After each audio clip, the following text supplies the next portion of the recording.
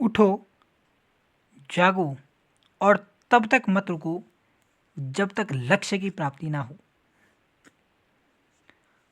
महान विद्वान, महान संत स्वामी विवेकानंद जी का ये कथन तो सबने ही सुना होगा। Hello friends, welcome back to study with Lalit. As you know very well, today day is very special for the entire India, for the youths especially. Today is 12th January, and as you know very well, today the entire India is celebrating the National Youth Day on the birth anniversary of great philosopher, great social reformers Swami Vivekananda. आज हम उनकी ही विचारधारा को समझने जा रहे हैं कि उनकी विचारधारा क्या थी, वे किस रूप में अपनी विचारधारा को युवाओं के समक्ष स्थापित करने और युवाओं को एक रास्ता दिखाने का प्रयत्न कर रहे थे। 12 January 1863 Swami Vivekananda was born in Calcutta. Calcutta में जन्म हुआ। बचपन का नाम नरेंद्र नाथ दत्त था। ये हम सब जानते हैं। हम फैक्चुअल चीज़ों की बजाय कॉन्सेप्चुअल क्लैरिटी को डेवलप करने का प्रयास करते हैं। अपने हर सेशन में हम यही कहते आए हैं कि फैक्चुअल नहीं बल्कि कॉन्सेप्चुअल समझना है। Because if you mug up the fact for the exam orientation, so you will not be able to understand the problems, you will not be able to solve any kind of question which will given to you in the conceptual manner. आप क्या रट ही पाएंगे चीज़ों को। फिर conceptual समझना कि ऐसा होता क्यों है। क्लियर। गुरु का नाम रामकृष्ण परमहंस, और इनकी जो आप देखो कि व्यक्ति का हृदय, या अगर किसी व्यक्ति को महान बनना है तो शायद ये बात बिल्कुल सही है कि उसमें बेसारे गुण उसके बचपन से ही दिखाई देने शुरू हो जाते हैं। कहा जाता है कि जब इनके पिता के साथ इनकी उठ बैठ होती थी, बातचीत होती थी, तो नरेंद्र नाथ दत्त उस समय तर्क वितर्क करने शुरू कर देते थे। मतलब लॉजिकल क्वेश्चंस करना शुरू कर देते थे। उस समय लॉजिक करना शुरू कर देते थे, और ये बचपन से ही एक कुशाग्र बुद्धि के व्यक्ति रहे हैं, और ये प्रभाव उनका अंत तक रहा। और लॉजिकल क्वेश्चन करना बचपन से ही आरंभ हुआ, और अपने लॉजिक, अपने तर्क के माध्यम से इन्होंने समस्त संसार को एक नई दिशा दी। लेकिन इतिहास गवाह है कि जितने भी ऐसे महान व्यक्तित्व रहे हैं, उनका जीवन काल बहुत छोटा रहा है। 1863 में जन्मे और 4 जुलाई वर्ष 1904 ईस्वी में इनका निधन हो जाता है, और भारत की धरती से एक महान वीर संसार छोड़कर चले जाते हैं। इनकी शिक्षा दीक्षा प्रेसिडेंसी कॉलेज या प्रेसिडेंसी स्कूल, जो एक स्कूल बनाया गया था उस समय, वहीं पर उनकी शिक्षा दीक्षा हो जाती है। ठीक है। इनकी शिक्षा प्रेसिडेंसी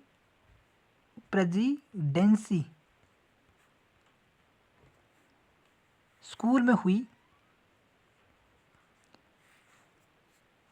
प्रारंभिक शिक्षा वगैरह यहीं हुई। अब आप यहाँ पर ये जान पाएंगे कि एक व्यक्ति के जीवन में एक संस्था, एक व्यक्ति किस प्रकार से उसके जीवन को प्रभावित करते हैं, उसकी जीवन की विचारधारा को प्रभावित करते हैं। क्या आप में से कोई जानता है कि who was the founder of presidency college, या ये प्रेसिडेंसी कॉलेज कहाँ से उत्पन्न हुआ? The earlier foundation of this college by whom it was led, किसके द्वारा ये स्थापित किया गया था? तो अभी मैं बता देता हूँ कि राजा राम मोहन राय ने वर्ष 1817 ईस्वी में एक हिंदू कॉलेज की स्थापना की थी कलकत्ता में। 1817 की डेट है। वहाँ पर उन्होंने स्थापित किया था ये कॉलेज, जो कि ब्रह्म समाज के समर्थक रहे हैं। अभी उनके बारे में नहीं पढ़ रहे हैं, अभी तो हमें यही पढ़ना है अपना स्वामी विवेकानंद जी। तो उनके द्वारा हिंदू कॉलेज की स्थापना की गई थी और यही कॉलेज 1855 ईस्वी तक प्रेसिडेंसी कॉलेज या प्रेसिडेंसी स्कूल का दर्जा प्राप्त कर चुका था। अब देखो इस प्रेसिडेंसी स्कूल या कॉलेज पर क्या है? ब्रह्म समाज का प्रभाव है। किस समाज का प्रभाव है? ब्रह्म समाज का। ब्रह्म समाज की जो भी विचारधाराएं हैं उनका प्रभाव प्रेसिडेंसी कॉलेज पर है। और प्रेसिडेंसी कॉलेज में स्वामी विवेकानंद, उस समय अभी तो नरेंद्रनाथ दत्त ही है, स्वामी विवेकानंद शिक्षा प्राप्त कर रहे हैं। तो जितनी भी शिक्षाएं ब्रह्म समाज के अंतर्गत हुई, जैसे प्रमुख बता देते हैं कि मूर्ति पूजा का खंडन हुआ, एकेश्वरवाद की अवधारणा को जन्म हुआ, आत्मा की अमरता में विश्वास था। ये सारी चीजें, इन सभी का प्रभाव स्वामी विवेकानंद पर स्पष्ट दिखाई देता है। और इसी के कारण स्वामी विवेकानंद प्रारंभ में, मैं यहाँ शब्द लिख रहा हूँ, प्रारंभ में स्वामी विवेकानंद मूर्ति पूजा के समर्थक थे, मूर्ति पूजा के विरोधी थे, मूर्ति पूजा के विरोधी थे, क्योंकि उन पर शिक्षा का प्रभाव था। और ये हमें बात ये भी जाननी चाहिए कि किसी व्यक्ति के जीवन में एक संस्था भी कितना महत्वपूर्ण भूमिका अदा करती है उसकी जीवन की विचारधारा को बदलने में। तो यहाँ तक हम समझ चुके हैं कि क्यों वो मूर्ति पूजा के विरोधी रहे, क्योंकि उन पर ब्रह्म समाज के पूरी विचारधारा का पूरा प्रभाव था। 1880-81 में 80-81 में क्या होता है? स्वामी विवेकानंद जी की मुलाकात एक ऋषि से हुई जिनका नाम था ऋषि परमहंस, और इनका पूरा नाम था रामकृष्ण परमहंस, जो कि एक धार्मिक प्रवृत्ति वाले व्यक्ति थे। स्वामी विवेकानंद अपने कई प्रश्नों को लेकर जब परमहंस जी से मिले और परमहंस जी ने उनके हर प्रश्न का जवाब दिया और उनसे प्रभावित होकर उन्होंने अपना गुरु रामकृष्ण परमहंस को माना, जो कि एक धार्मिक प्रवृत्ति के व्यक्ति थे, जो कि एक धार्मिक प्रवृत्ति के व्यक्ति थे। और धार्मिक प्रवृत्ति के व्यक्ति थे जो कि माँ काली की पूजा किया करते थे। तो मतलब ये मूर्ति पूजा में इनका विश्वास था, मूर्ति पूजा में विश्वास था इनका, किनका? रामकृष्ण परमहंस। तो इनके प्रभाव, इनके शिष्य स्वामी विवेकानंद पर स्पष्टतः दिखाई पड़ता है। इसलिए परमहंस से मिलने के बाद स्वामी विवेकानंद ने भी क्या किया? स्वामी विवेकानंद ने भी मूर्ति पूजा का समर्थन किया और उन्होंने ये कहा कि मूर्ति पूजा व्यक्ति को अध्यात्म से जुड़ने का एक माध्यम है। ध्यान रहे उन्होंने पाखंडवाद का समर्थन नहीं किया। आगे हम उनकी विचारधारा को पढ़ेंगे, अभी हम उनकी जीवन की घटनाओं को समझ रहे हैं। मूर्ति पूजा का समर्थन उन्होंने किया। अब इनकी विचारधारा में हमें वेदांत दर्शन, वेदांत फिलोसफी, जो शंकराचार्य जी के द्वारा प्रतिपादित किया गया था, वेदांत फिलोसफी और अध्यात्म की बातें दिखाई देती है। अध्यात्म और वेदांत, इन दोनों की विचारधाराओं का स्पष्ट प्रभाव दिखाई पड़ता है। यानी कि जब उन्होंने क्या किया, रामकृष्ण परमहंस से ज्ञान की प्राप्ति की, तो उन्हें अध्यात्म और वेदांत दोनों का ज्ञान हुआ और वो इस चीज़ को जानने में पूर्णतः समर्थित हो गए कि ईश्वर क्या है, परमात्मा क्या है। रामकृष्ण परमहंस से उन्होंने ज्ञान प्राप्त किया और इन चीज़ों को जानने में वे सक्षम हो पाए। और उन्होंने कहा है कि परमात्मा, अपने लेखों में उन्होंने साफ कहा है कि परमात्मा क्या है। उन्होंने लिखा कि सभी आत्माओं का समुच्चय ही, सभी आत्माओं का समुच्चय ही ईश्वर है। वो आत्मा हिंदू भी हो सकती है, वो आत्मा मुस्लिम भी हो सकती है, सभी आत्माओं का समुच्चय ईश्वर है। इससे क्या अर्थ निकलता है? इससे यही अर्थ निकलता है कि यदि हम मानव की सेवा करें तो वो अंततः किसकी सेवा है? वो अंततः इस ईश्वर की सेवा है। वो अंततः इस ईश्वर की क्या है? इस ईश्वर की सेवा है। यानी कि सभी मनुष्यों की सेवा करना अंततः किसकी सेवा करने के समान है? वह अंततः ईश्वर की सेवा करने के समान है। ठीक है, इतना मैं समझ लिया है। और उन्होंने मूर्ति पूजा और साथ में यूरोपीय शिक्षा का समर्थन किया है। यानी कि वो यूरोपीय शिक्षा के समर्थक रहे हैं। उन्होंने यूरोपीय शिक्षा का समर्थन किया है, पाश्चात्य शिक्षा, क्योंकि उन पर भी प्रेसिडेंसी कॉलेज का प्रभाव था। ठीक है, यूरोपीय शिक्षा का उन्होंने समर्थन किया है। ठीक है, इस शिक्षा का उन्होंने क्या किया है? समर्थन किया है। और साथ में क्या है, वर्ष 1886 में उन्होंने क्या किया? रामकृष्ण मठ की स्थापना। रामकृष्ण मठ मैंने बोल रहा है, मैंने मिशन नहीं बोला अभी। रामकृष्ण मठ की स्थापना उन्होंने 1800 रामकृष्ण मठ की स्थापना उन्होंने 1886 में की। तो ये उनका बेसिक जीवन परिचय है। अब हम उनकी विचारधाराओं पर आते हैं कि उनकी विचारधाराएं क्या थी,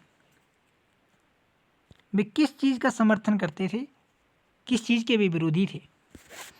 पहला तो उनकी अगर विचारधारा की अगर बात करें तो विचारधारा मैंने बता दिया है कि उनकी विचारधारा वेदांत दर्शन से प्रभावित है। वेदांत दर्शन से प्रभावित विचारधारा वाले व्यक्तित्व है स्वामी विवेकानंद। और उनकी इस विचारधारा पर बौद्ध दर्शन का भी प्रभाव पड़ता है। बौद्ध दर्शन, ठीक है, बौद्ध दर्शन का प्रभाव भी दिखाई पड़ता है। मैंने आपको कहा कि आध्यात्मिक जो व्याख्या है या ईश्वर में उनकी आस्था थी, बिल्कुल थी। ईश्वर में उनकी आस्था है, ईश्वर में आस्था है। ठीक है, मूर्ति पूजा में भी आस्था है। अब जरा समझते हैं इनको। मूर्ति पूजा में आस्था, इन सब में इसकी क्या है? इन सब की आस्था है, विश्वास है। और आडंबरों का विरोध करते हैं, ये पाखंडवाद का विरोध करते हैं, जाति प्रथा का विरोध करते हैं, आडंबरों का विरोध करते हैं। अब देखो, इनका जो दर्शन है वो किस पे आधारित है? वो दर्शन इनका किस पे आधारित है? वेदांत दर्शन है, बौद्ध दर्शन पर आधारित है। मैंने कहा कि जब ये अध्यात्म की व्याख्या कर रहे हैं तो इनके अनुसार क्या है कि मानव सेवा ही सार्वभौमिक विचारधारा है। ठीक है, उन्होंने कहा कि सभी आत्माओं का समुच्चय ही ईश्वर की प्राप्ति है। यदि हम ईश्वर की प्राप्ति करना चाहते हैं तो हमें मनुष्य की सेवा करनी चाहिए। और इनका जो ये दर्शन है, इनकी जो विचारधारा है, वो बौद्ध धर्म के धम्म से जुड़ी है। बौद्ध धर्म में जो धम्म का सिद्धांत है, जो धम्म है, मैं आपसे लॉजिकल क्वेश्चन कर रहा हूँ कि क्या बौद्ध धर्म का दर्शन या अशोक का जो धम्म है, जो अशोक के द्वारा प्रचलित धम्म था, क्या वह मूलतः बौद्ध धर्म था या नहीं? इसका उत्तर है बिल्कुल नहीं। अशोक का धम्म बौद्ध धर्म नहीं था। प्रूव करूंगा बात को।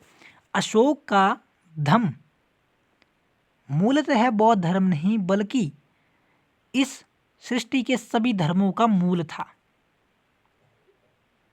और यही बात स्वामी विवेकानंद जी ने भी कही है कि यदि आप सभी धर्मों के मूल में जाएंगे तो आप यही पाएंगे कि हर धर्म का उद्देश्य मानव सेवा है।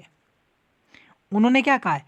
उन्होंने कहा कि यदि आप हिंदू समाज में पैदा हुए हैं तो आप एक अच्छा हिंदू बनने का प्रयास करो।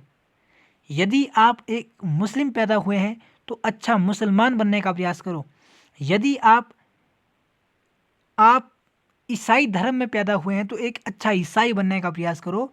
बोलने का अर्थ यह है कि उन्होंने कहा है कि यदि आप धर्म के मूल में जाओगे, यदि आप किसी भी धर्म के मूल में जाओगे तो वो आपको यही सिखाएगा कि मानव सेवा में ही ईश्वर की सेवा है।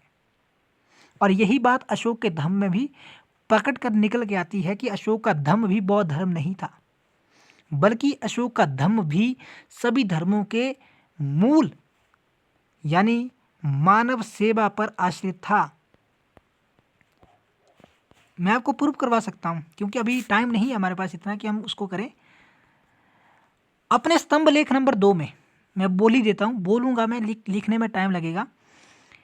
अशोक ने अपने स्तंभ लेख नंबर 2 में खुद से प्रश्न किया है कियम चू धम्मे, धम्म क्या है? अशोक खुद से प्रश्न करता है कियम चू धम्मे, धम्म क्या है?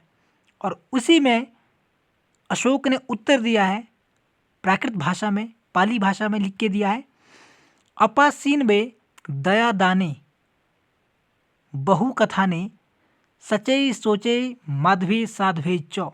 अर्थात अपासीनमे का मतलब क्या होता है?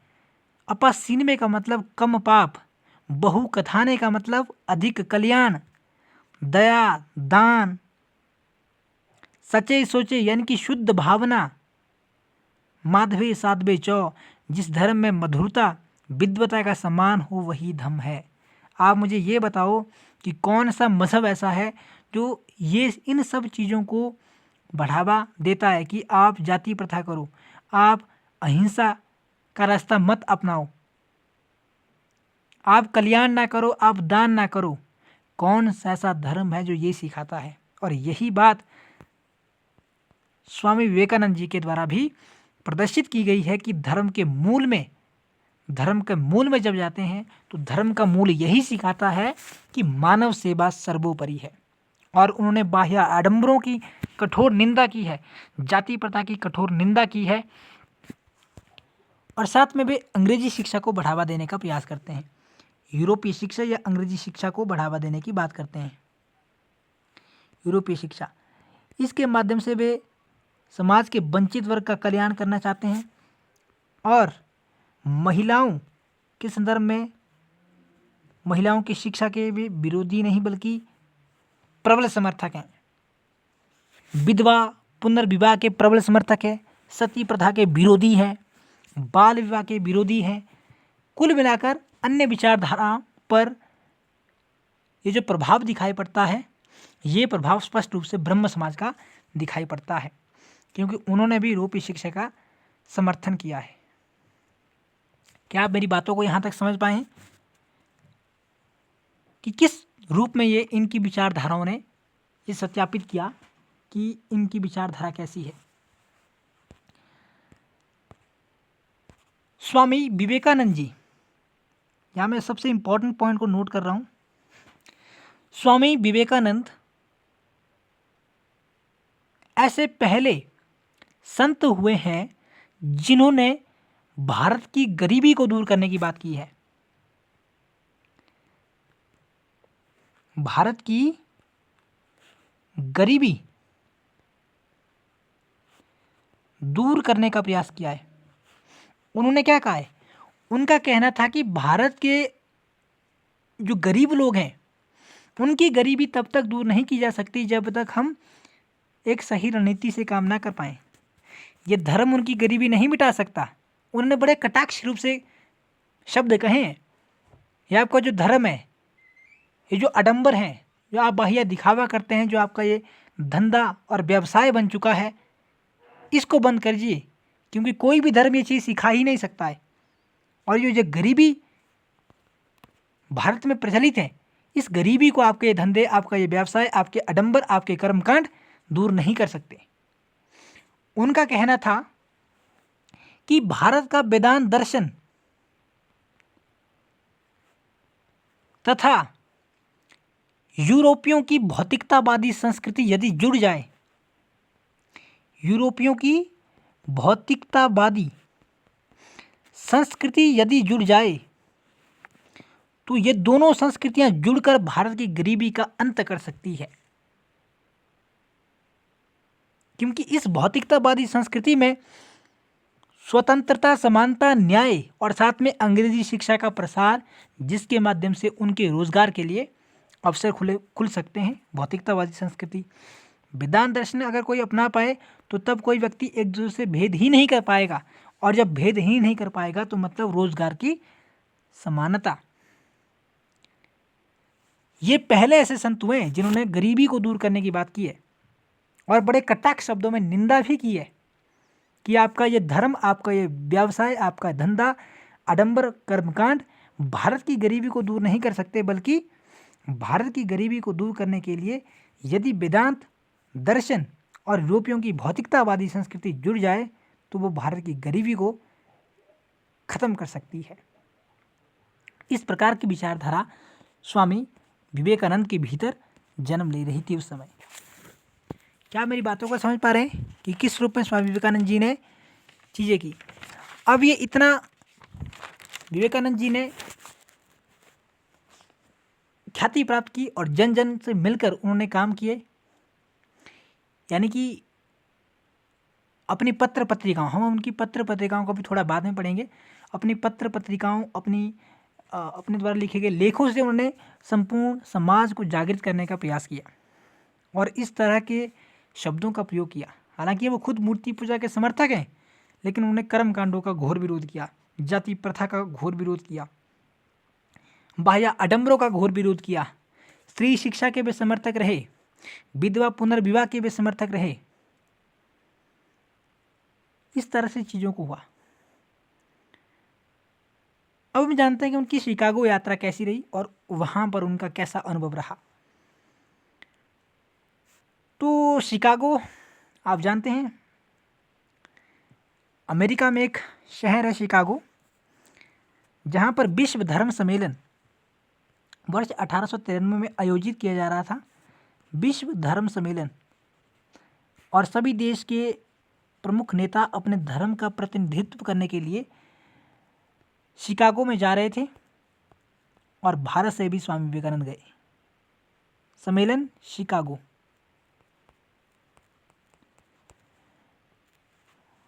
विवेकानंद जी कैसे शिकागो जाते हैं, इसकी थोड़ी चर्चा की जाए।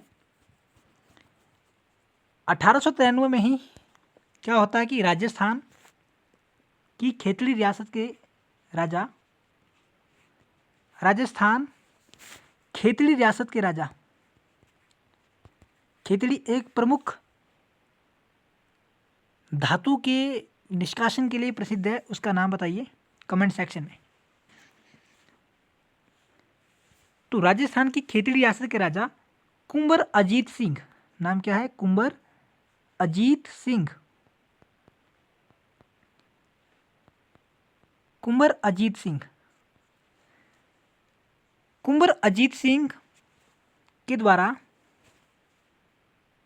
उन्हें शिकागो भेजने की पेशकश की गई और कुंवर अजीत सिंह ने उन्हें एक सुझाव दिया, यानी कि उस राजा की सलाह पर क्या किया गया, स्वामी विवेकानंद नाम रखा गया। जो इनका नरेंद्र नाथ दत्त था, यहाँ तक उनका नाम क्या था, नरेंद्र नाथ दत्त था। कुंवर अजीत सिंह ने उन्हें एक सलाह दी कि आप अपना नाम बदल लीजिएगा, और जो नाम उन्होंने खुद रखा वो रखा स्वामी विवेकानंद, यानी कि खुद ही रखा गया नाम था, किसी और ने नहीं दिया, बल्कि इस राजा ने सलाह दी थी कि आप अपना नाम स्वामी विवेकानंद रख सकते हैं, तो उन्होंने अपना नाम स्वयं रखा। तो इस राजा का बहुत अमूल्य योगदान रहा और इनको शिकागो में धर्म सम्मेलन में शामिल होने का एक मौका मिला। और ये भगवा रंग की धोती पहन के गए हुए थे और सब इनको नज़रअंदाज कर रहे थे, और कहा जाता है कि इनका संभाषण सबसे लास्ट में रखा गया था और उनको बोलने के लिए केवल 2 मिनट दिए गए थे। और 11 सितंबर 1893 का वो दिन जब स्वामी विवेकानंद ने हिंदुत्व की संस्कृति का परिचय दिया, वेदांत दर्शन का परिचय दिया और अपने संभाषण की शुरुआत my brothers and sisters of America, इन 5 शब्दों को बोलते ही पूरा हॉल तालियों से गूंज पड़ा। और तालियों की गूंज में इतनी ताकत कि कोई भी खुद को उन शब्दों के लिए तालियां बजवाने के लिए रोक नहीं पाया। और उसके बाद जो उन्होंने संभाषण दिया, जिसमें उन्होंने हिंदुत्व की संस्कृति, वेदांत दर्शन का प्रभाव के बारे में चर्चा की। उन्होंने कहा कि मैं उस देश से आया हूँ जो सबकी जन्मस्थली, सबकी शरणस्थली है। मैं उस संस्कृति का प्रतिनिधित्व करते हुए गौरवान्वित महसूस कर रहा हूँ।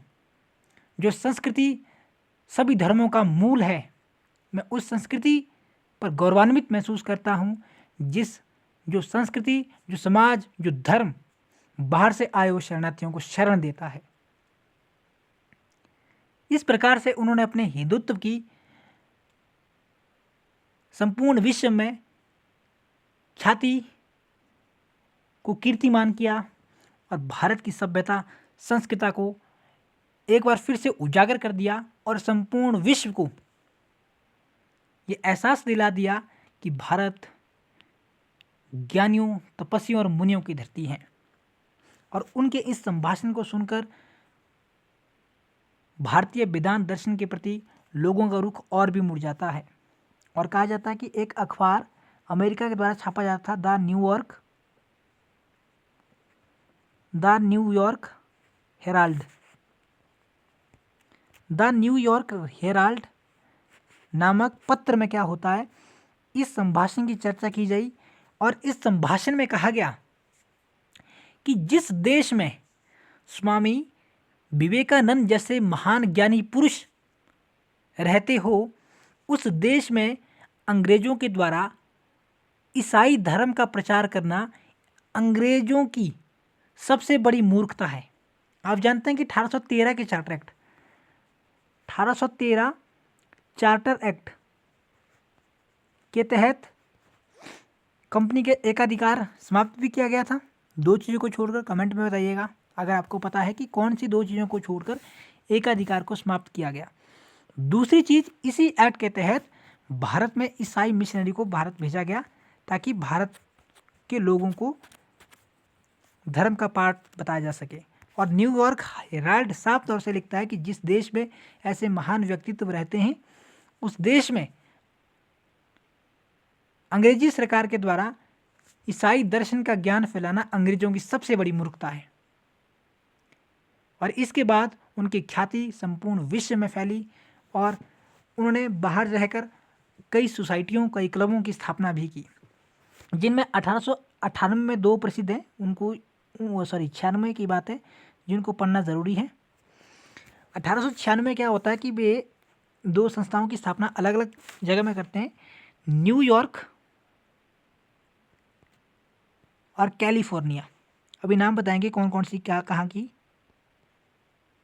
कैलिफोर्निया।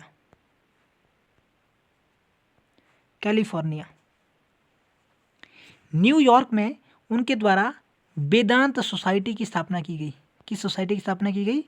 वेदांत सोसाइटी की स्थापना की गई। और कैलिफोर्निया ने उन्होंने शांति आश्रम की स्थापना की। यहाँ लिखने के लिए जगह नहीं है। शांति आश्रम की स्थापना की और न्यूयॉर्क में वेदांत सोसाइटी की स्थापना की। और जब वे भारत लौटे तो भारत लौटने में उन्होंने अपने गुरु रामकृष्ण परमहंस की यादगार में 1 मई 1897 को रामकृष्ण मिशन की स्थापना की। रामकृष्ण मिशन की स्थापना की। और रामकृष्ण मिशन, इसका मुख्यालय बेलूर में बनाया गया। हालांकि इसके 2 मुख्यालय रहे, एक मुख्यालय बेलूर कलकत्ता में ही और दूसरा अल्मोड़ा में। इन 2 को मुख्यालय बनाया गया था इसके मुख्यालय के रूप में। ठीक है, तो इस तरह से स्वामी विवेकानंद की विचारधाराओं ने समाज को एक नई दिशा प्रदान की, समाज के युवाओं को एक नई दिशा प्रदान की और युवाओं को उन्होंने जागरूक करने का प्रयास किया। और कहा जाता है कि अगर स्वामी विवेकानंद जी को पूरे भारत में उस समय 100 युवा भी मिल जाते तो वो 100 युवा मिलकर 10 करोड़ युवाओं में तब्दील हो जाते। लेकिन इस किस्मत को कुछ और ही मंजूर था जो वह नहीं कर पाए। लेकिन फिर भी उनके विचार आज जीवित हैं और उनके इन विचारों के कारण आज हम गौरवान्वित महसूस करते हैं।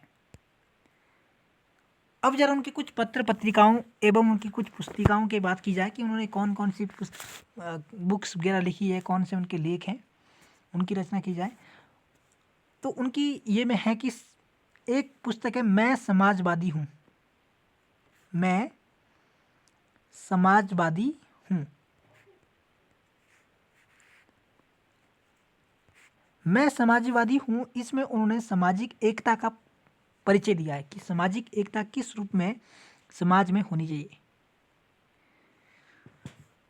उन्होंने ज्ञान योग नामक पुस्तक लिखी। ज्ञान योग, कर्म योग, राजयोग, ये उनकी पुस्तकें हैं। राजयोग, ये उनकी पुस्तकें हैं। ठीक है, ये उनकी क्या है? पुस्तकें हैं। ये इतनी उनकी क्या है? पुस्तकें हैं। ज्ञान योग, कर्म योग, ये सब इनके क्या है? पुस्तकें हैं। इनके द्वारा 2 पत्रिकाएं भी जारी की गई थी, उनको भी जरा देखो। एक का नाम है प्रबुद्ध भारत। प्रबुद्ध भारत। दूसरी का नाम है उद्बोधन। उद्बोधन। प्रबुद्ध भारत जो थी वो अंग्रेजी भाषा में थी, जबकि उद्बोधन नामक ये पत्रिका ये बांग्ला भाषा में थी। ठीक है, तो इस रूप में उन्होंने अपनी विचारधारा अपनी पत्रिकाओं के माध्यम से प्रकाशन करने का प्रयास किया और चीज़ों को करने का प्रयास किया। और जब हम इनकी विचारधाराओं की बात करते हैं तो इनकी एक शिष्य भी इनसे प्रभावित होती है, जिनका नाम है सिस्टर निवेदिता। तो आज की इस क्लास में हमने इतना देखा। मिलते हैं एक और बेहतर क्लास में, तब तक के लिए धन्यवाद।